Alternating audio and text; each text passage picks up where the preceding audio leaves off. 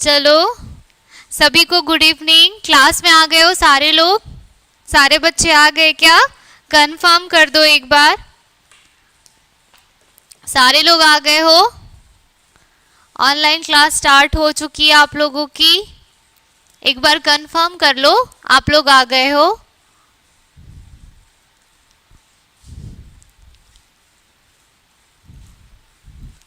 अभी कुछ एग्जाम्स वगैरह चल रहे हैं क्या, जिसकी वजह से आप लोगों के अटेंडेंस नहीं आ पा रहे हैं अच्छे से? और सभी ने होमवर्क काफी अच्छा भेजा था मुझे, मैंने सबका ही आंसर्स देखा है और बहुत अच्छा लगता है आप लोग ऐसे इस तरीके से आप लोग आंसर्स करते हो तो बहुत बहुत बहुत खुशी हुई। सभी ने किया लगभग, मतलब जो डेली प्रेजेंट रह रहे हैं उन लोगों ने तो किया ही है। मैं बाकी लोगों से भी मैं बोलती हूँ कि प्लीज किया करो कभी भी मतलब जब तक, जैसे मेरे आज क्लास हो रहा है तो कल के क्लास के पहले तक आप लोग फ्री हो, है ना? कभी भी आपको 1 घंटे में 10-15 मिनट जो भी टाइम मिलता है आप तुरंत उस चीज को देखो और मुझे सेंड करो, लेकिन एक बार उस चीज को सुनना और पढ़ना जरूर। यहाँ रहते तो मैं आप लोगों से पूछती, है ना? तो सिर्फ सर्च करके या उस चीज को खोज करके मुझे भेजो मत, उस चीज को एक बार पढ़ो और उसके बाद फिर भेजो, ठीक है? तो लगभग सभी के आंसर सही थे, है ना? मेनली हम लोगों को याद रखना है जो अपना ब्रह्मपुत्र नदी है उसको हमारे पूर्व की जगह या अरुणाचल प्रदेश में दिहांग के नाम से भी जाना जाता था, ठीक है? तो आप लोग कंफ्यूज मत होना, इसलिए मैंने आप लोगों को भेजा था, ठीक है? तो एक बार प्लीज कंफर्म कर लो कि मेरी वॉइस आ रही है, आप लोग आ चुके हो, सारी चीजें ओके है? सर एक बार चेक कर लेना।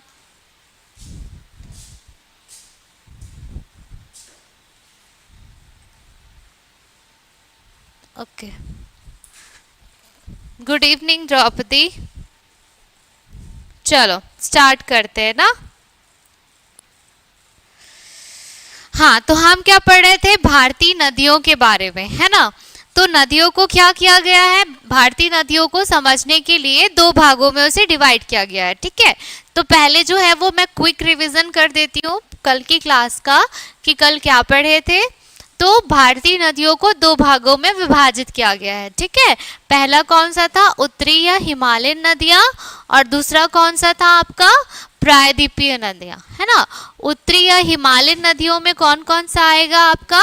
सिंधु नदी तंत्र, ठीक है, गंगा नदी तंत्र और ब्रह्मपुत्र नदी तंत्र, मतलब जो हिमालय से निकल रही है और उत्तरी हिस्से में, भारत के उत्तरी इलाकों में बह रही है, ठीक है? दूसरा ये था प्रायद्वीपीय नदियां। प्रायद्वीपीय नदियां मीन्स क्या कि भारत के जो है मिडिल सेक्शन से निकलकर पूर्व या पश्चिम की तरफ बह रही है और उनका मुहावना भी उधर ही है, ठीक है? मुहाना, सॉरी, मेरे से अक्सर मुहावना निकलता है ना, तो मुहाना है, ठीक? तो पूर्व या पश्चिम की तरफ उनका मुहाना है, ठीक है? तो हम लोग पहला पढ़ चुके थे सिंधु नदी तंत्र, ठीक है? तो सिंधु नदी तंत्र के अंदर सिंधु नदी पढ़ेंगे प्लस उसके जो नदियां हैं सहायक नदियां या उसके साथ बहने वाली नदियों के बारे में पढ़ रहे थे। तो पहले हमने सिंधु नदी तंत्र देखा था, है ना? सिंधु नदी तंत्र या सिंधु नदी कहाँ से निकलती है? मानसरोवर के तिब्बत से, मानसरोवर के उत्तर में तिब्बत से, ठीक है? मतलब एरिया तिब्बत है, मानसरोवर पर्वत है, वहां से निकलती है ये, ठीक है? कौन? सिंधु नदी, ठीक? इसके अलावा क्या है? इसकी सहायक नदियां उत्तर से, मतलब ऊपर से, जैसे अपनी नदियां बह रही है तो ऊपर से श्योक और गिलगित आके मिलते हैं और नीचे से कौन सी नदी आके मिलती है? जांस्कर या सुरु नदी, है ना? जांस्कर पर्वत का भी नाम है, ठीक? और इसका मुहाना कहाँ पर आता है? अरब सागर पे, ठीक है? कहाँ पे आता है? अरब सागर पे। अरब सागर कहाँ पर है? हमारे भारत के आपके लेफ्ट साइड एरिया पे, ठीक है? जैसे आप लोग इस तरफ बैठे हैं तो आपके लेफ्ट साइड हिस्से पे कौन सा है? अरब सागर है, और राइट साइड में क्या है? बंगाल की खाड़ी, है ना? तो इसका कहाँ पर है? अरब सागर में है। सिंधु नदी के साथ एक और क्या है कि 1960 में भारत और पाकिस्तान के जल विवाद के हिस्से के कारण 1960 में क्या हुआ है, सिंधु जल संधि किया गया है। ठीक है, सिंधु जल संधि क्या होता है, जिसमें सिंधु, झेलम और चिनाब, ठीक है, सिंधु, झेलम और चिनाब नदी का जो पानी है वो पाकिस्तान के हिस्से में भी जाएगा और आपका जो बचा हुआ हिस्सा रावी, व्यास और सतलुज, रावी, व्यास और सतलुज जो है वो भारत के हिस्से में रहेगा। सन याद रखना 1960। ठीक है, सिंधु जल संधि। ठीक, आगे बढ़ते हैं, झेलम नदी। ठीक है, तो झेलम नदी पहले सुन लो, उसके बाद फिर जो है मैं आप लोगों को इसका लिखाऊंगी। ठीक है, झेलम नदी को वैदिक मतलब प्राचीन इतिहास या प्राचीन संस्कृति में उसका नाम क्या था, वितस्ता। क्या नाम था, वितस्ता। सभी जानते होंगे है ना, हम लोग प्राचीन इतिहास में पढ़ते भी हैं, वितस्ता सुने भी होंगे आप लोग नाम। तो झेलम नदी को प्राचीन में क्या कहा जाता था, वितस्ता। वितस्ता नदी के नाम से ये फेमस था। ठीक है, इसका उद्गम कहाँ से हुआ है, वेरीनाग। वेरीनाग कहाँ है, कश्मीर। ठीक है, वेरीनाग कश्मीर।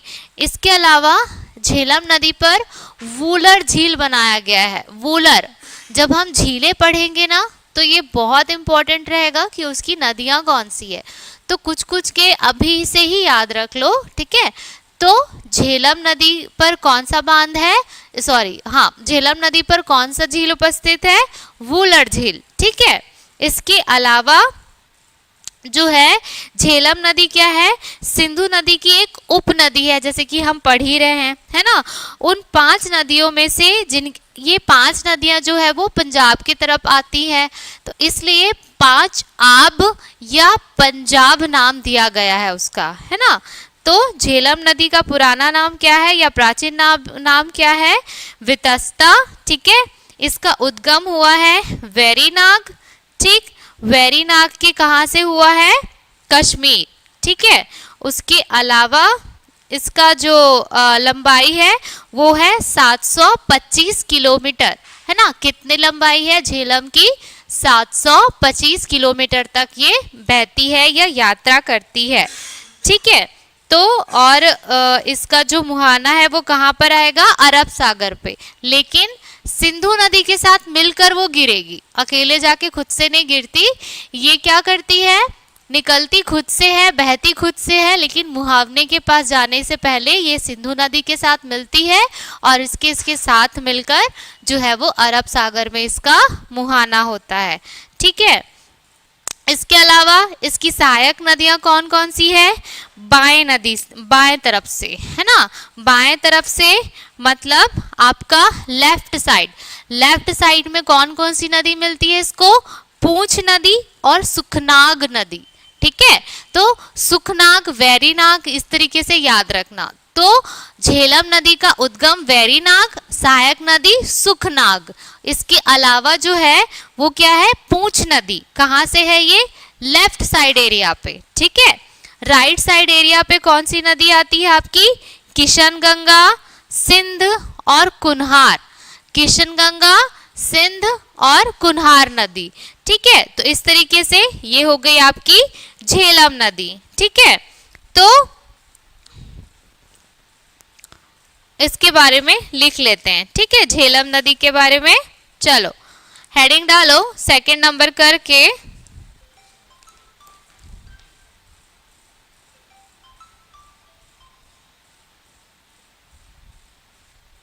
चलो लिखो झेलम नदी, सेकंड नंबर डाल के लिखो झेलम नदी। ठीक है, झेलम नदी, इसमें लिखो प्राचीन नाम, है ना।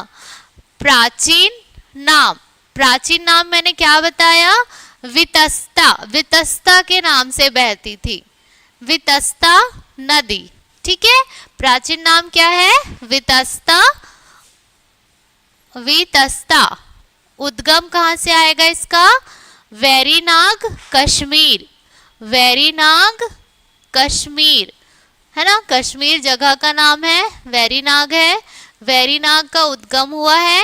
ठीक, इसके अलावा यहाँ पे क्या है, लंबाई, उद्गम हो गया तो लंबाई लिखो, लंबाई है 725 किलोमीटर। ठीक है, लंबाई कितनी है, 725 किलोमीटर, 725 किलोमीटर। सहायक नदियां लिखो, सहायक नदियां, सहायक नदियां लिखो, पूंछ नदी, पूंछ नदी ना, पूंछ नदी और सुखनाग, सुखनाग, पूंछ नदी और सुखनाग। ब्रैकेट में लिखो बाएं तरफ से, है ना, बाएं मतलब लेफ्ट साइड से उसको कौन मिलता है, पूंछ नदी और सुखनाग नदी। ठीक है, इसकी सहायक नदी है। फिर नीचे लिखो किशन गंगा, किशन गंगा, किशन गंगा कॉमा किशन गंगा, ठीक है, किशन गंगा, कुनहार नदी, कुनहार, कुनहार, कुनहार नदी दाएं तरफ से। ठीक है, कुनहार नदी दाएं तरफ से, कुनहार नदी दाएं तरफ से। ठीक है, किशन गंगा और कुनहार नदी। ठीक हो गया क्या? अब एक और पॉइंट लिखो, भारत और पाकिस्तान के मध्य स्टार मार्क करके लिखना, भारत एवं पाकिस्तान के मध्य, पाकिस्तान के मध्य, भारत एवं पाकिस्तान के मध्य किशन गंगा जल विवाद है, किशन गंगा, किशन गंगा जल विवाद है। ठीक है, भारत एवं पाकिस्तान के मध्य किशन गंगा जल विवाद है। फिर आ जाओ मुहाना में, मुहाना कहाँ पे आएगा, अरब सागर। ब्रैकेट में लिखना सिंधु नदी, सिंधु नदी से मिलती है, ब्रैकेट में आएगा सिंधु नदी से मिलती है या फिर उसके साथ मिलकर। ठीक है, ये आपका हो गया कौन सा, झेलम नदी। फिर से एक बार रिपीट करूं क्या, झेलम नदी प्राचीन नाम है वितस्ता। ठीक है, उद्गम है वेरीनाग कश्मीर, लंबाई है 725 किलोमीटर। ठीक है, अच्छा एक चीज छूट गया, वुलर झील, है ना। सहायक नदी पूंछ नदी और सुखनाग है, बाएं तरफ से किशन गंगा और कुनहार नदी है, दाएं तरफ से मुहाना है, अरब सागर, भारत एवं पाकिस्तान के मध्य किशन गंगा जल विवाद है। और एक लिख लेना, झेलम नदी पर वूलर, व में बड़ू की मात्रा वूलर, वूलर झील उपस्थित है या स्थित है, लिखो सॉरी, स्थित है। ठीक है, ये हो गया आपका झेलम नदी, लिख लो।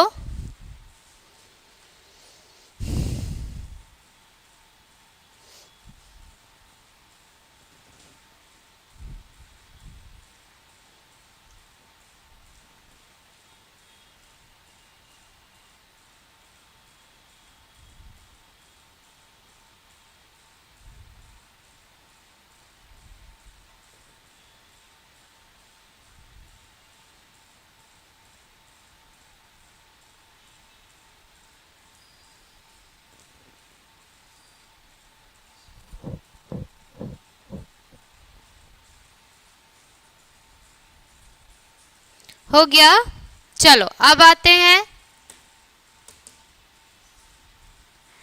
ठीक है, ये ठीक है, तो मैं लिखाऊंगी किससे?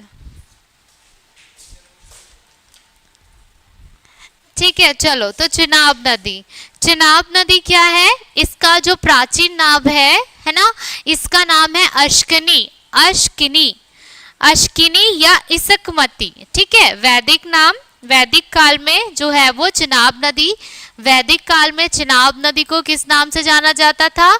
अश्किनी या फिर इसकमती। ठीक है, इसकमती। ठीक, और जो चिनाब नदी है वो क्या है? हिमाचल प्रदेश में, है ना, हिमाचल प्रदेश में क्या है ये? हिमाचल प्रदेश में, हिमालय में, है ना, तंडी में ये क्या होता है? चंद्रभागा के नाम से बहती है। क्योंकि देखो नदी एक ही रहेगी, लेकिन क्या है ना, अलग अलग स्टेट में जाके उनके लोकली लैंग्वेज के हिसाब से उनका नाम चेंज हो जाता है। ठीक है, तो हिमाचल में ये क्या है? ये किस नाम से बहती है? ये चंद्रभागा के नाम से बहती है। क्यों?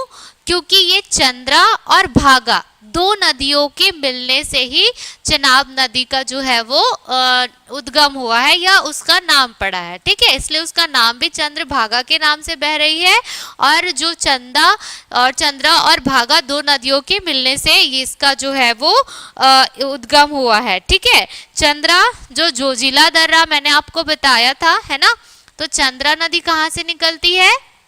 जोजिला पासेस से, है ना, जोजिला दर्रा से निकलती है।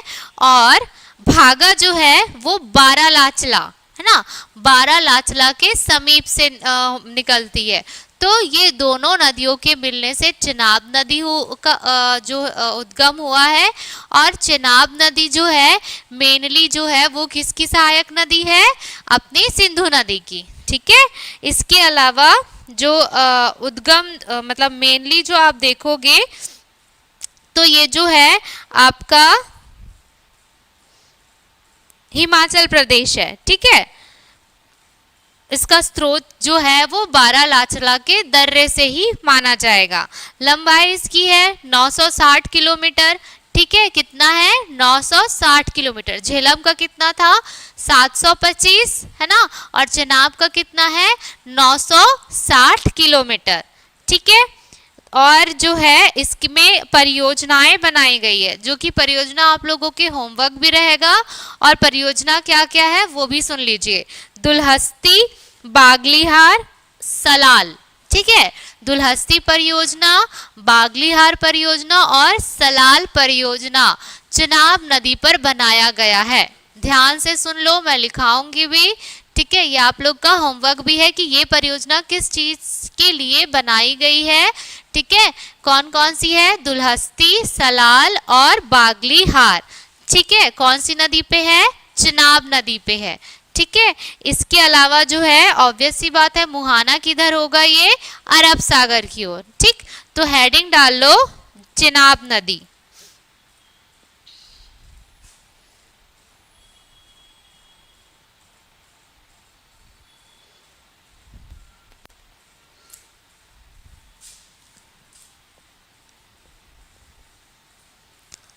तीसरा लिखो चिनाब या चेनाब, है ना, नदी।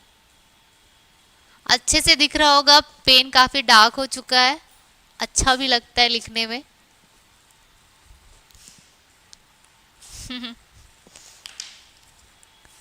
ठीक है, तो चिनाब नदी, इसका प्राचीन नाम लिख लो।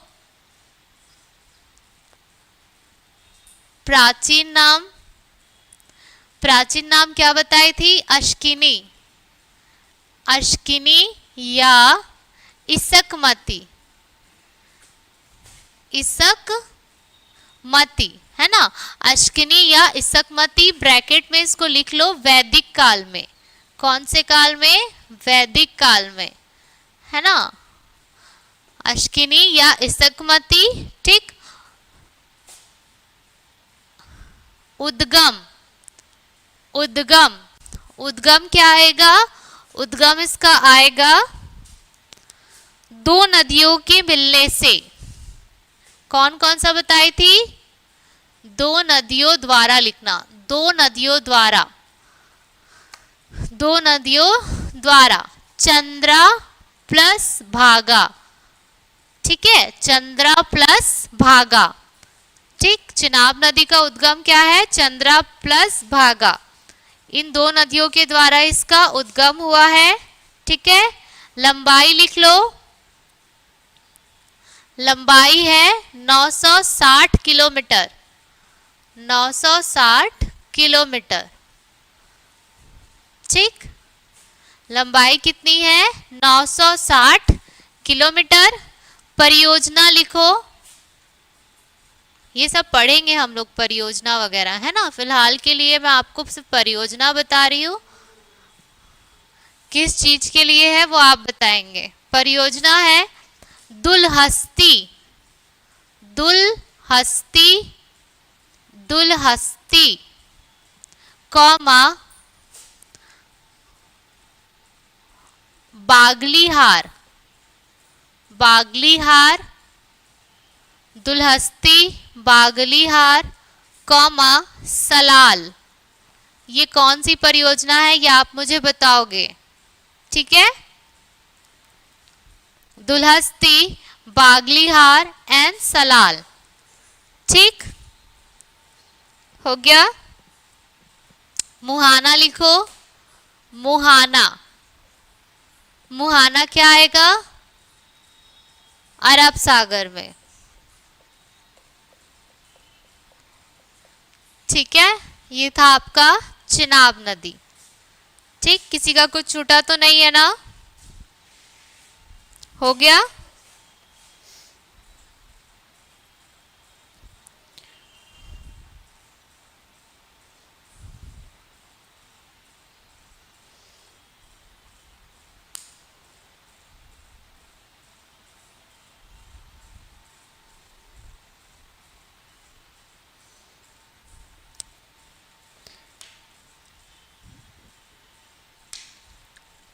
चलो अब नेक्स्ट नदी का नाम लिखो,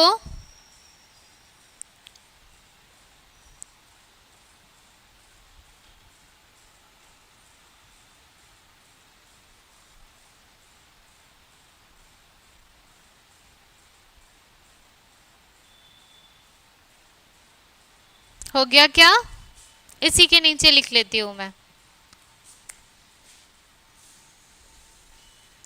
ठीक है। नेक्स्ट नदी लिखिए, आपका आएगा रावी नदी, है ना। फोर्थ, फोर्थ कौन सा आएगा, हाँ नहीं नहीं आ जाओ। फोर्थ नदी कौन सा है आपका, रावी नदी, ठीक है। रावी नदी का उद्गम कहाँ से हुआ है, रोहतांग दर्रे के समीप, ठीक है। कौन सा दर्रा, रोहतांग दर्रा, इसलिए मैं सारे दर्रे लोग को आपको पहले लिखाई हूं, तो उस चीज को ध्यान में रखो। दर्रा मतलब कौन सा स्टेट होगा, ठीक है। रोहतांग दर्रा कहाँ पर है, कौन से स्टेट पर है, ये आपको पता होना चाहिए, क्योंकि मैं लिखा चुकी हूँ। अगर आप पढ़ रहे होगे तो उस चीज को ध्यान में रखोगे, ठीक है। तो जो है वो अपना रावी नदी का उद्गम कहाँ से होगा, रोहतांग दर्रे के समीप। इसको जो है वो ऋग्वैदिक काल में, है ना, ऋग्वैदिक काल में रावी नदी को पुरुषनी, पुरुषनी के नाम से भी जाना जाता था, ठीक है। किसके नाम से, पुरुषनी नदी के नाम से भी जाना जाता था। इसके अलावा जो है, इसके अलावा जो है अमृतसर और गुरदासपुर की सीमा बनाती है, और जो है इसे लाहौर नदी के नाम से भी जाना जाता है। कौन से नदी के नाम से, लाहौर नदी के नाम से भी इसको जाना जाता है, ठीक है। इस नदी पर, इस नदी के तट पर चंबा शहर स्थित है। लाहौर नदी के नाम से जाना जाता है, ठीक है।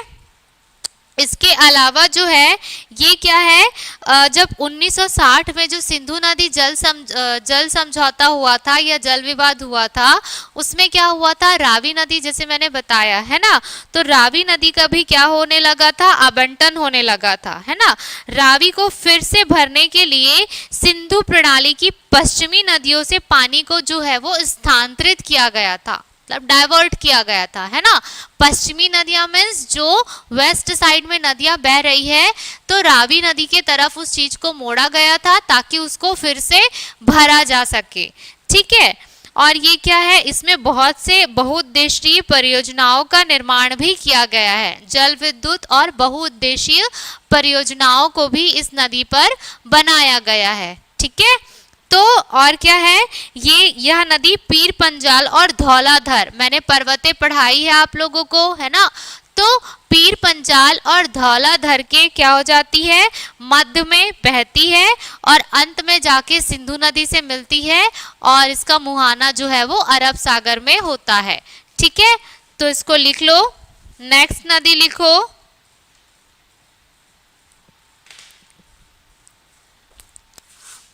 फोर्थ आएगा रावी नदी। ठीक है, रावी नदी।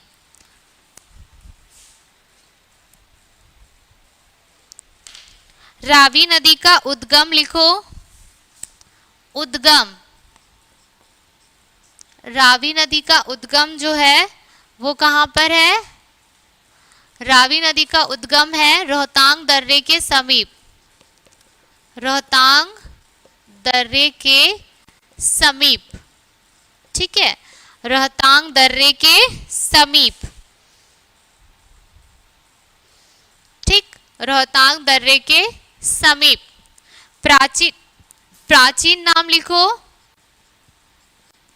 प्राचीन नाम पुरुषनी, पुरुषनी,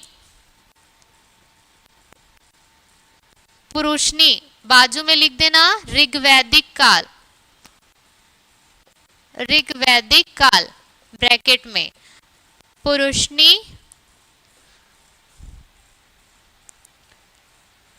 या परुषणी भी बोलते हैं, परुषणी। ठीक है, परुषणी या पुरुषनी, ऋग्वैदिक काल। लंबाई लिखो इसकी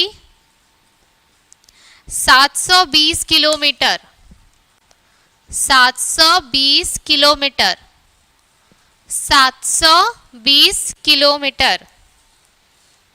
ठीक है, 720 किलोमीटर।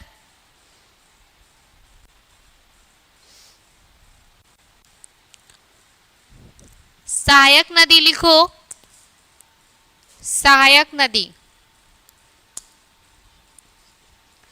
सहायक नदी। स्थूल नदी, स्थूल, स्थूल नदी ब्रैकेट में लिख लेना दाएं साइड से, है ना, राइट साइड से उसको क्या मिलती है, स्थूल नदी। ठीक, स्थूल नदी। और उसके बाद क्या आ जाएगा, मुहाना। मुहाना कौन सा है, अरब सागर, अरब सागर। ठीक है, एकदम आराम से पढ़ा रही हूं, ध्यान से समझना ताकि यही याद हो जाए। ठीक, रोहतांग दर्रा है, रावी नदी, चेनाब नदी है, दो नदियों के मिलने से, और झेलम नदी है, वेरीनाग, है ना। और फर्स्ट सिंधु नदी कौन सा था, मानसरोवर। ठीक, हो गया, स्क्रीनशॉट ले लो।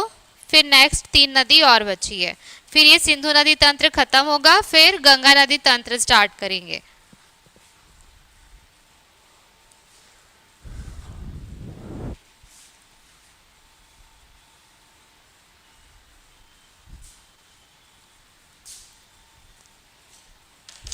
हो गया क्या,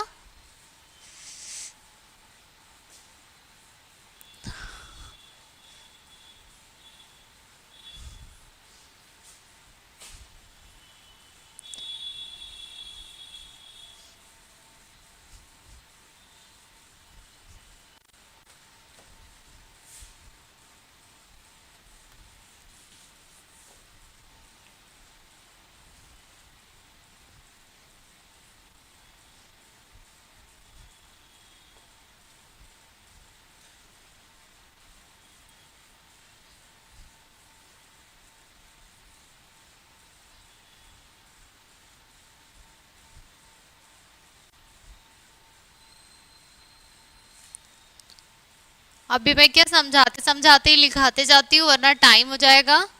मेरे को इसको कल तक खत्म करना है। है, अब आते हैं नेक्स्ट जो है व्यास नदी। ठीक, व्यास नदी, हेडिंग डालो 5th नंबर, व्यास नदी।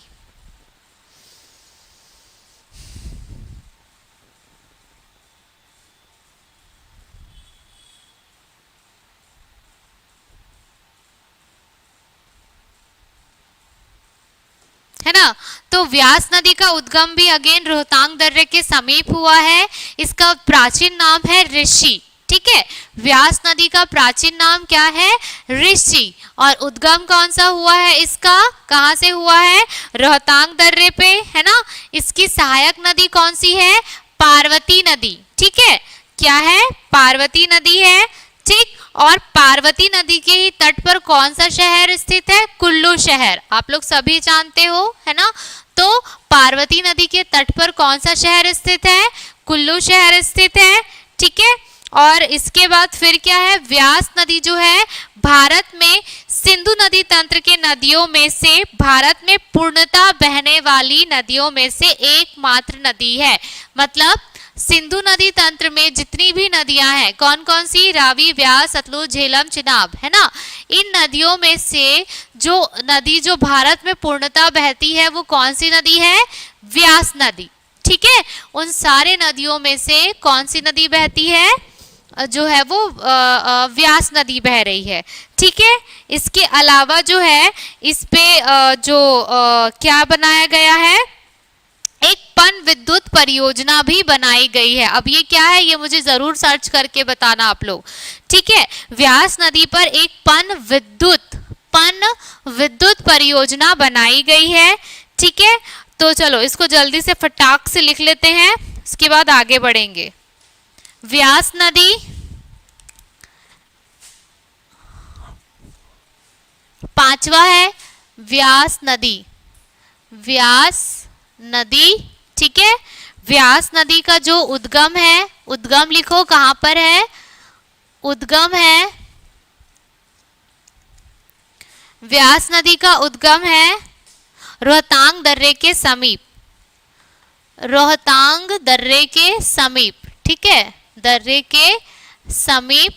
ठीक, इसके अलावा जो है यहाँ पर जो प्राचीन नाम है, प्राचीन नाम क्या है इसका? ऋषि।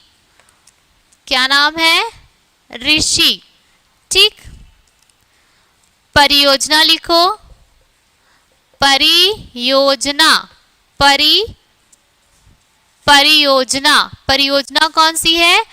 पन विद्युत परियोजना, पन विद्युत परियोजना। ठीक है ना, और स्टार मार्क करके लिखो, भारत में एकमात्र, भारत में सिंधु नदी, पहले सिंधु नदी तंत्र में लिख लेना, सिंधु नदी तंत्र में भारत में बहने वाली एकमात्र नदी, एकमात्र नदी। ठीक है, एकमात्र नदी। ठीक, सहायक नदी कौन सी है? सहायक नदी, सहायक नदी इसकी कौन सी है? पार्वती नदी, पार्वती नदी। इसको साथ साथ में याद करते जाओ, एक साथ बैठोगे ना तो सब इधर का उधर होगा। ठीक है, तो जैसे पढ़ रहे हो तो थोड़ा सा 1 घंटा रात में निकाल के और इसको रिपीट कर लेना। ठीक है, चलो नेक्स्ट आते हैं सतलुज नदी। ठीक है,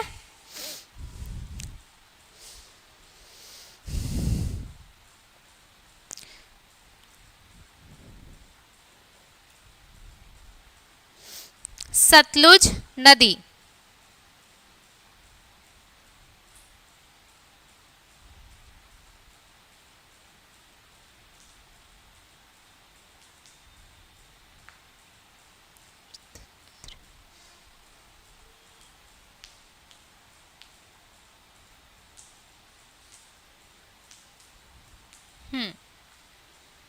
ठीक है, चलो छठवां नंबर डालो, सतलुज। ठीक है, सतलुज का उद्गम लिखो। उद्गम कहां से हुआ है इसका?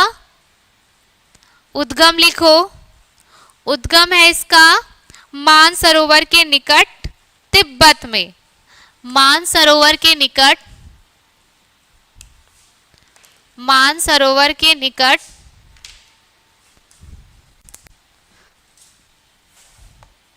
मानसरोवर के निकट तिब्बत में, है ना। ब्रैकेट में लिखना शीप किला दर्रे, शीप किला दर्रे से, शीप किला दर्रे से भारत में प्रवेश। ठीक है, उद्गम कहां से हुआ है? मानसरोवर के निकट तिब्बत में शीप किला दर्रे से भारत में प्रवेश करती है। ठीक, इसके अलावा इसकी सहायक नदी स्पीति नदी। ठीक है, सहायक नदी, सहायक नदी। ठीक, सहायक नदी, सहायक नदी है स्पीति नदी। कौन सी नदी? स्पीति नदी।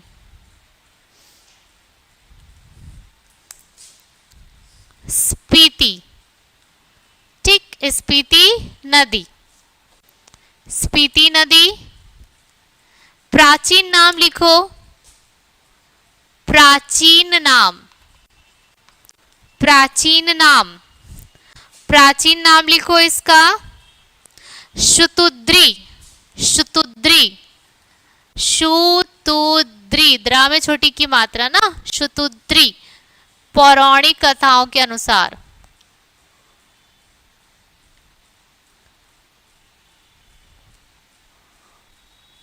शुतुद्री। ठीक, शुतुद्री। मुहाना लिखो सिंधु नदी, सिंधु नदी से अरब सागर पे। ठीक है, मुहाना कहां पे रहेगा?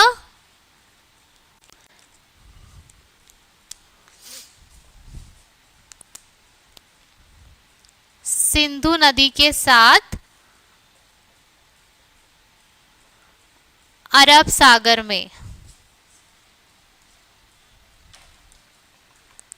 ठीक, ये हो गया आपका सतलुज नदी।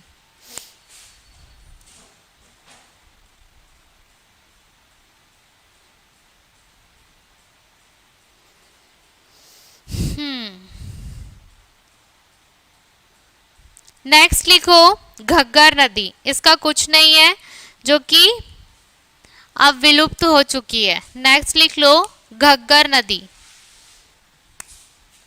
छठवा, घग्गर, घाघरा अलग है ना और घग्गर अलग है। घग्गर नदी, घग्गर नदी। घग्गर नदी के बारे में लिखो, यह हिमाचल प्रदेश से, यह हिमाचल प्रदेश, पंजाब, हरियाणा से बहते हुए, यह हिमाचल प्रदेश पंजाब हरियाणा से बहते हुए राजस्थान के बालू में विलुप्त हो जाती है। राजस्थान के बालू में विलुप्त हो जाती है, विलुप्त हो जाती है। बस इतना ही है, विलुप्त हो जाती है। तो यहीं पे हमारा जो है वो सिंधु नदी तंत्र खत्म होता है। ठीक,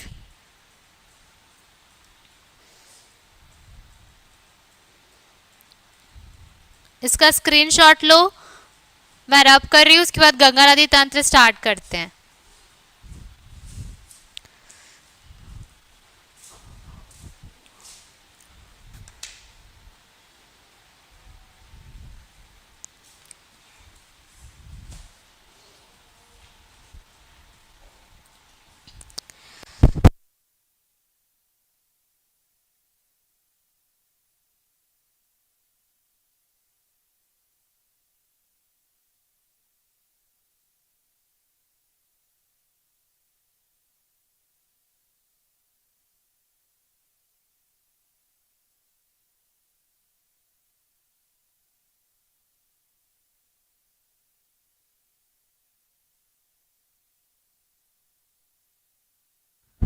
हाँ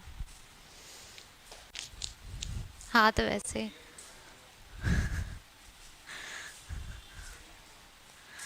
ठीक है, चलो मैं इसे रब कर दे रही हूँ ना।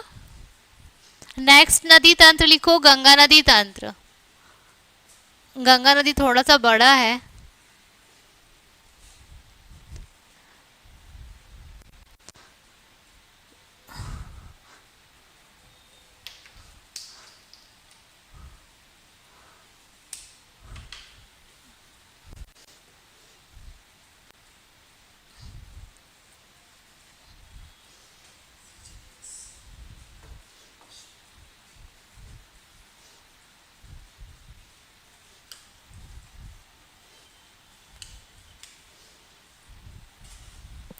ठीक है, तो चलो पहले सुन लो कि गंगा नदी तंत्र क्या है, गंगा क्या है ना।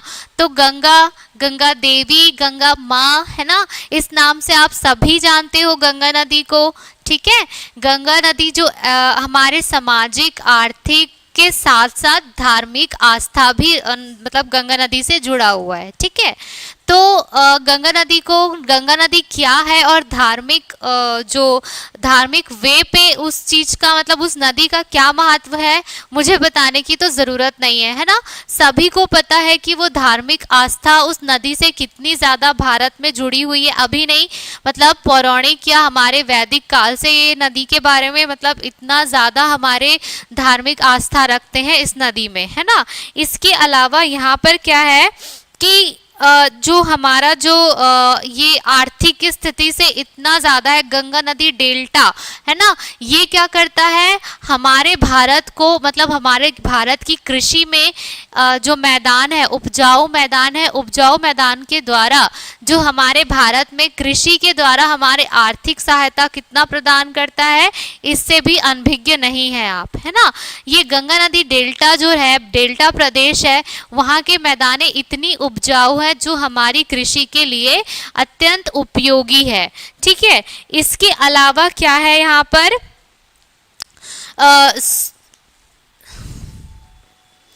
ठीक है, इसके अलावा यहाँ पर इसकी जो सहायक नदियां हैं, यमुना, सोन नदी, ये नदियां ऐसी हैं जो भारत के प्रायद्वीपीय क्षेत्र के साथ साथ आपके पूर्व के तरफ जितनी भी पश्चिम बंगाल वगैरह है, उसके साथ ये जो मैदानी क्षेत्र को जो कृषि के उपयोगी बनाती है, ये बहुत ही ज़्यादा मतलब हमारे भारत के लिए उपयोगी नदी है हर एक वे पे, है ना। इसके अलावा इसकी जो लंबाई है ना, इसकी लंबाई है 2525 किलोमीटर। याद रखना इसकी लंबाई कितनी है, 2525 किलोमीटर। ठीक है, और उसके अलावा जो है यहाँ पर क्या है, इस नदी पे बैक्टीरिया फेज, है ना, बैक्टीरिया फेज करके इसमें क्या होते हैं, विषाणु होते हैं, है ना। इस नदी पे क्या है, बैक्टीरिया फेज करके विषाणु है जो कि इस नदी को क्या करते हैं, शुद्धिकरण करते हैं। ठीक है, उससे क्या होता है, इसका जो पानी है वो क्या होता है, साफ होते रहता है, इसलिए उसे शुद्ध जल के नाम से भी हम मतलब गंगा जल को शुद्ध जल के नाम से भी जानते हैं, है ना। तो उसमें कौन से विषाणु होते हैं, बैक्टीरिया फेज करके रहते हैं, जो कि जो हानिकारक जीवाणुओं को वो क्या कर देते हैं, नष्ट कर देते हैं। ठीक है, इसके अलावा यहाँ पर क्या है, नमामि गंगे योजना बनाई गई है। ठीक है, कौन सा, नमामि गंगे करके योजना बनाई गई है गंगा नदी के साफ सफाई के लिए, उसके जल की सफाई के लिए। कौन सी योजना बनाई गई है, नमामि गंगे। सन कौन सा है, नवंबर 2008 को। ठीक है, इसके अलावा जो है इसका जो उद्गम है या देव प्रयाग कहते हैं, ये भागीरथी और अलकनंदा, है ना, भागीरथी नदी और अलकनंदा के प्रयाग से बनी है। ठीक है, और इसके अन्य नदियां जो सहायक नदियां हैं वो बहुत सारी नदियां हैं, उसको मैं लिखाते भी जाती हूँ। जैसे बाएं ओर से सहायक नदियां हैं इसके, रामगंगा, गोमती, घाघरा, गंडक, कोसी और हाँ, रामगंगा, गोमती, घाघरा, है ना, गंडक, कोसी और महानंदा। ये आपको गंगा के कौन से लेफ्ट साइड से मिलती है, ठीक है। राइट साइड में है यमुना, सोन, हुगली या भागीरथी वितरणिकाएं, ठीक है। तो इस तरीके से जो है गंगा नदी और उसकी सहायक नदियां इतना बड़ा रूप लेकर हमारे भारत का जो है वो कृषि योग्य के अलावा जो है वो जल आपूर्ति का भी साधन है, जिसमें बहुत सारे झीलें और बहुत सारी परियोजनाएं भी बनाई गई है, ठीक है। तो चलो इसका लिखते हैं, ठीक।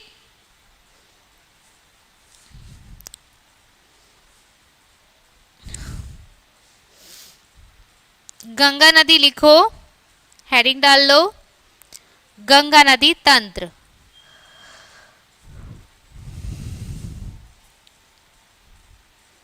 गंगा नदी तंत्र पढ़ेंगे और उसके जो सहायक नदियां हैं वही उसकी तंत्र है, तो उसके बारे में हम लोग पढ़ेंगे, ठीक है। गंगा नदी तंत्र, गंगा नदी तंत्र में स्वयं पहले गंगा आएगी, है ना, गंगा नदी,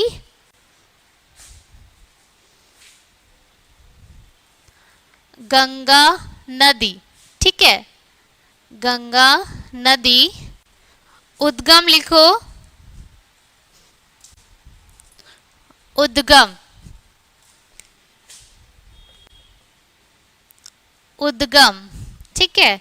इसका उद्गम कहाँ से हुआ मैंने बताया, भागीरथी प्लस अलकनंदा से मिलकर, भागीरथी प्लस अलकनंदा, अलकनंदा नदी, है ना, इक्वल टू गंगा, ठीक है। ये दोनों नदियों से मिलकर गंगा नदी का उद्गम हुआ है, ठीक है। या अन्य सभी प्रयागों में अलकनंदा नदी से अन्य नदियों का संगम हुआ है। अब लिखो गंगा नदी की सहायक नदियां, दोनों तरफ लेके चलेंगे, ठीक है। तो लिखो गंगा नदी की सहायक नदियां,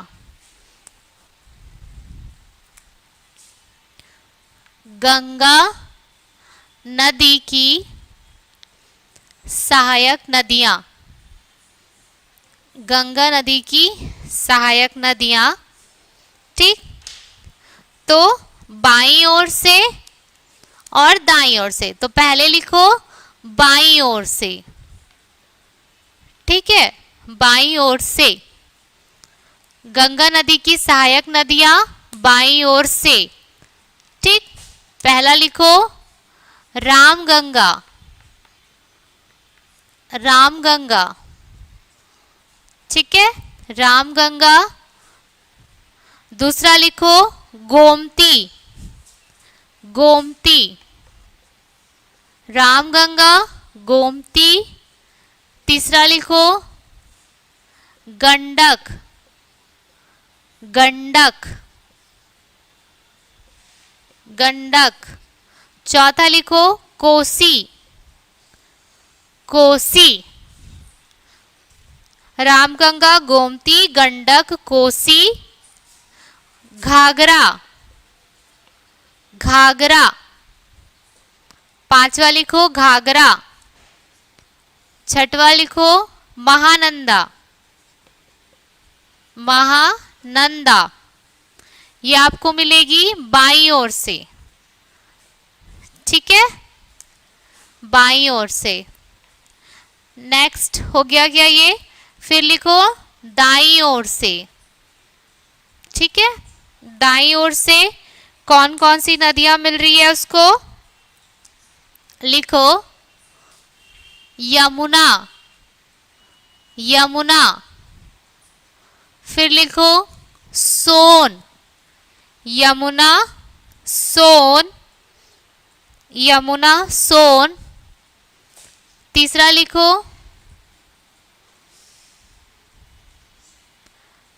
हुगली प्लस, हुगली प्लस भागीरथी की वितरणिकाएं, वितरणिकाएं, वितरणिकाएं, ठीक है, हुगली प्लस भागीरथी की वितरणिकाएं।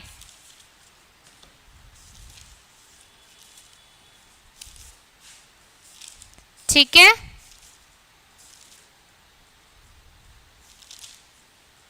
हो गया क्या?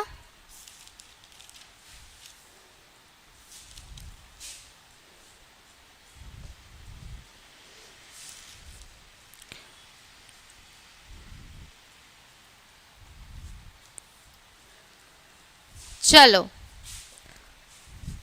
अब पहला नंबर डाल के लिखो रामगंगा, है ना। गंगा नदी तंत्र का पहला कौन सा है आपका? रामगंगा। पहला लिखो रामगंगा, पहला लिखो रामगंगा।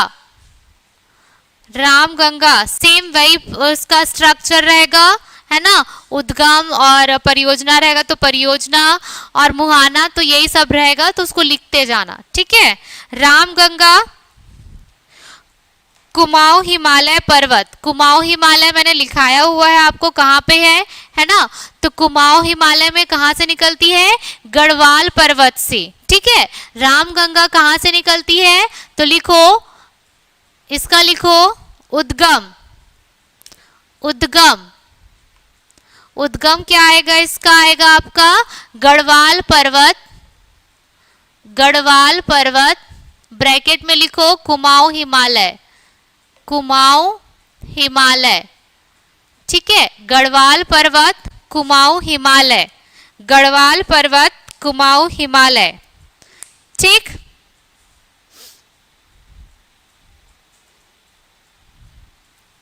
कार्बेट राष्ट्रीय उद्यान, है ना। रामगंगा जो है वो किस मतलब एक तरफ कार्बेट राष्ट्रीय उद्यान के निकट में, है ना, या तट में बोल सकते हो। स्टार मार्क लिखो कार्बेट राष्ट्रीय उद्यान।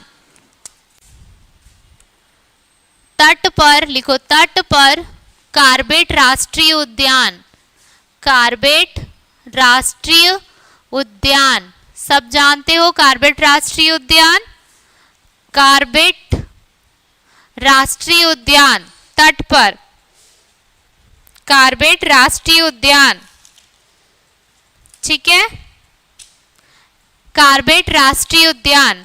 फिर लिखो फतेहगढ़ में, नेक्स्ट पॉइंट लिखो फतेहगढ़ में, फतेहगढ़ में गंगा से मिलती है। कहां पर मिलती है? फतेहगढ़ में। फतेहगढ़ कहाँ है ये आप बताओगे।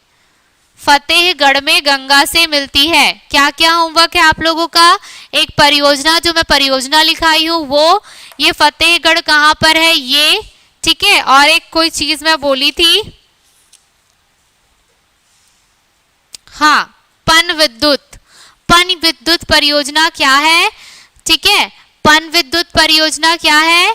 ठीक, उसके बाद आपका है दुल्हस्ती, सलाल और बागलीहार परियोजना क्या है, और फतेहगढ़ कहाँ पर है। ठीक है, क्योंकि हमको ये जानना जरूरी है ना, क्योंकि रामगंगा नदी गंगा नदी से जाकर कहाँ मिलती है, तो वो फतेहगढ़ के पास मिलती है, फतेहगढ़ में, है ना।